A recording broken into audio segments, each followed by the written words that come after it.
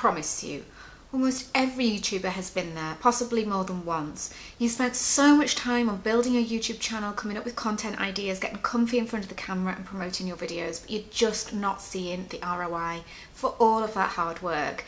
Your views are still lower than you expected and your subscriber rate is painfully slow. You can't help wondering, is it time to give up on your channel? Well, if you're nodding your head right now, if you're thinking that the time has come to call it a day, how do you know if it really is the time to give up, or if you should just persevere?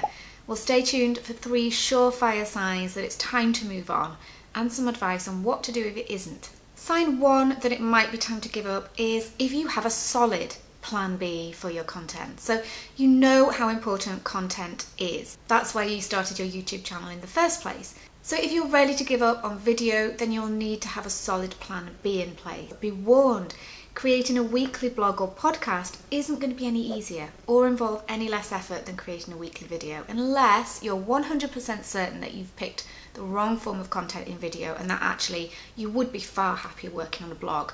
But be sure you're not just jumping from the frying pan into the fire. Now, up next, if you think you've lost your passion for your topic, I pretty much guarantee that your problem is actually something else entirely. Now, if you're not passionate about the topic that you're talking about, it's going to affect your energy on camera. The camera will pick up your lack of enthusiasm and you will struggle to create videos consistently. It will be so hard to carry on with your channel that you might as well give up now. But wait a minute, are you sure that you've lost your passion for your subject, or is it something else that's actually getting in the way?